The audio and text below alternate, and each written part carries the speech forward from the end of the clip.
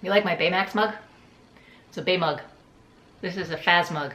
Hey Run Junkies, I want to put the final thoughts on the Dopey Challenge and the Walt Disney World Marathon weekend. Kind of talk to you about a few of the details that I couldn't really add into the recaps. So I'm just going to cap this off in a nice, easy Dopey Challenge wrap up. I can't really say that I'm surprised at how well it went. I felt so prepared going into this. I don't mean to sound arrogant about that. What I mean to say is that when you've trained for enough events, you know the decisions you make affect your preparedness for that event. You've made smart decisions along the way that when you get to race day, you know whether or not you feel prepared. And I knew months ago that I was going to be prepared for this race. And I planned my races smart as well. And that's really what I want to focus on today. For the most part, I stuck with that multi-day plan, and the ultimate goal really was to finish the marathon successfully. For each race, I had a focus, and I knew who I was going to be running with, if anyone, and how I was going to run that race. So let's start with the 5K. I knew I was going to run with the Joyful Miles crew. I have run with them before. I know how they run these races. They run quickly between stops, but there are frequent stops. To me, I looked at the 5K as just a nice brisk walk through the park. Loved running with the Joyful Miles group, and I hope I get to do that again sometime soon. Just don't say Star Wars. Just stop. For those of you saying Star Wars right now, just don't. Just stop. So 5K, nice and easy, because I knew the 10K I was going to be running with Gerald Resnick. Based on his training videos, I know what his average pace is. It's a little faster than mine, not something I can't keep up with, but I knew I was going to have to push myself just a little bit. He doesn't stop as often, and he doesn't stop as long as the Joyful Miles crew, so I knew that I was going to be running a little faster and finish that 10K faster than the 5K. Now here's what's funny about the 5K and the 10K races. Those times are almost identical. 5K race and the 10K race, 5 minutes off of each other. Just think about that for a second. Now for me, I don't get to train with people, and so going to Run Disney events are a way that I can run with so many of you. I've met so many great people through this channel and through Run Disney, and I got to run with some very special people. 60,000 of my closest friends made it just such a treasured experience for me. Now, before I move on to the half marathon, speaking of friends, I want to talk about the meetup. I know I don't speak for myself when I say we were just overwhelmed, overjoyed, and did not expect as many of you to come to that meetup as we saw. So many of you took time out of your Disney vacation to stop by on Friday afternoon and say hi and chat with us. And so many of you stopped me in corrals, on the race course, in the parks. I ran into one of you in the Expedition Everest line during the marathon.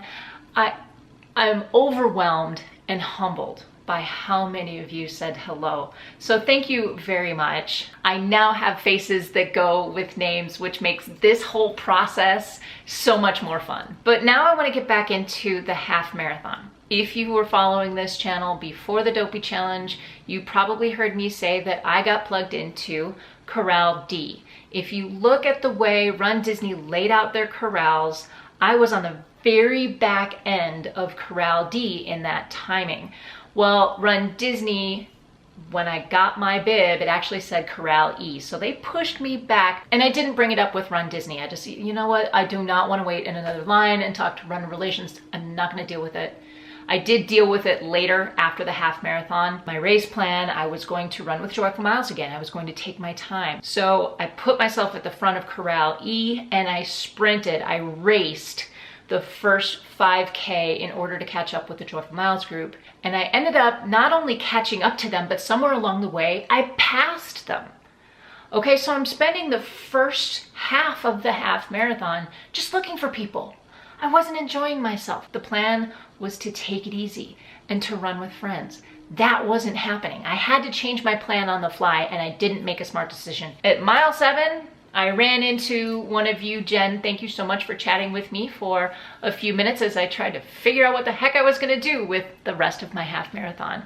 I made the decision at that point to just start enjoying myself. Dang it, I'm running through Walt Disney World. As a result of, spending the first half looking for people and running fast and not really being in the moment, and then the second half kind of resigning myself to what the new plan is, I have to say that the half marathon of the 4 races was my least favorite. But I mean, really, I'm still running at Walt Disney World, so how bad can it be? Okay, moving on to the full marathon. So we had the 5K, I was gonna take it easy. The 10K was a little harder. The half marathon did not go as planned, but I was still able to save my legs well enough for the full marathon. Going into the full marathon, I knew I had a choice to make. I was not going to do all of it effectively. So I chose to focus on the athleticism and the running piece of it rather than take a lot of video, stop for characters, and do all of that. I had a secondary goal just below finishing the marathon in the upright position, and that was ride Expedition Everest. And I did that, and I'm so excited. It seems like a really strange thing to say. Hey, you know what my goal for this marathon is? I'm gonna ride a roller coaster. What I find so funny about this is that I am so excited about everything about the Dopey Challenge, and including the marathon, I set all 4 personal worsts. My marathon was my slowest yet at 6:35:15. I don't care. By the time I got to Champion Stadium, Dave, my husband, who was doing his first marathon, had passed me at the half marathon mark, but then I was catching back up to him. In Champion Stadium, he crossed the 20-mile mark just ahead of me. So I'm dashing and I catch up with him and we run together for a few minutes. Well, that was supposed to be a nutrition stop for me. And because I was so excited to run with Dave for a few minutes, I missed it. I get to mile 23 coming into Hollywood Studios and I'm feeling wrecked. I had hit that wall super hard. I look down at my nutrition belt and I see 1 extra goo. So fixed the problem. I took the goo, I had the water, and I started feeling better and I was able to finish strong. But again, it goes back to planning your race and racing your plan. Now, a quick story about Expedition Everest during the full marathon. As we're riding the ride, if you've ridden it, you know that it goes forward and then it goes backward and then it goes forward again, okay? Well, we're on the ride and we're going forward and then we go backward and we're in the dark. The ride got stuck. So we're sitting there waiting for it to go again. It was maybe 30 seconds, maybe a minute tops, but it felt like an eternity because we're all of us in this train are in the middle of a marathon. But I just thought, really?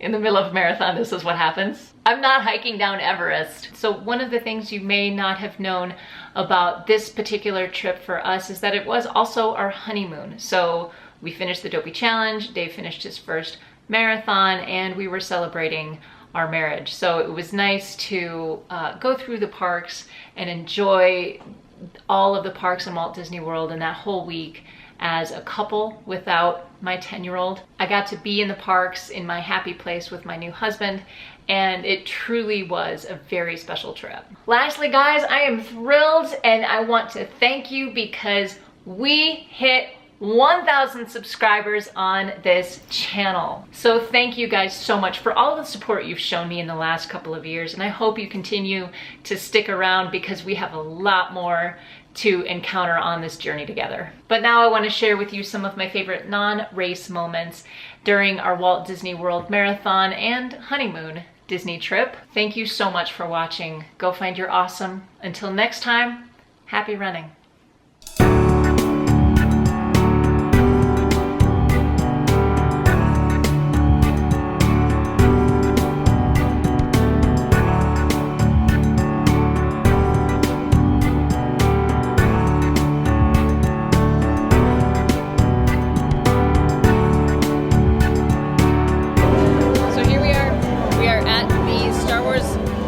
Spectacular dessert party. They have booze. They have booze, and it is.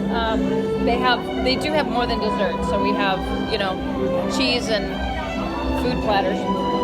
But really, they have this cool thing. It is a freeze-dried Nutella truffle, and I put fudge sauce on it. So they take this big chunk of Nutella, they drop it in, I don't know what they drop it in. What would it be that would freeze dry it? What's that? What would it be that freeze dries it? No, it's like the liquid ice.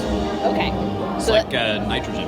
So they just drop it in there and then freeze dries it and they roll it around in there for about 10 seconds, puts it in a bowl and he smashes it. And that's how you get this right here. So I'm gonna try that.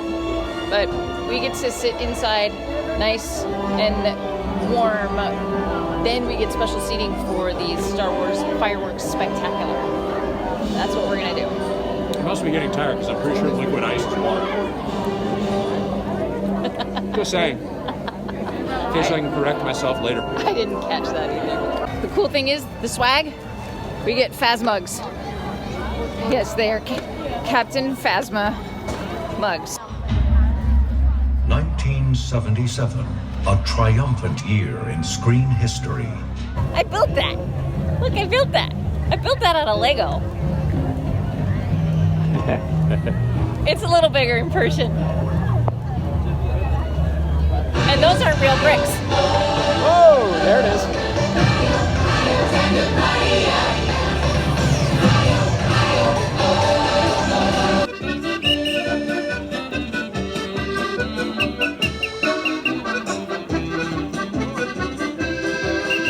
Snogies!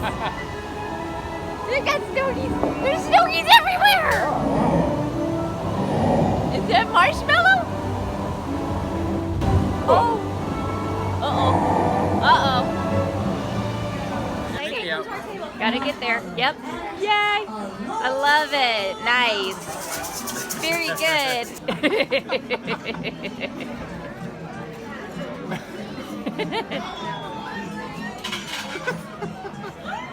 What? Gonna take it. See, no, you're not.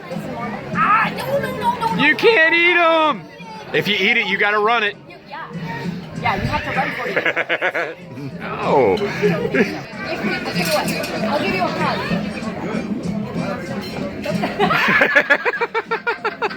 That's fun. It goes around and around and around. I can't go around and around and around right now. I'm way too tired.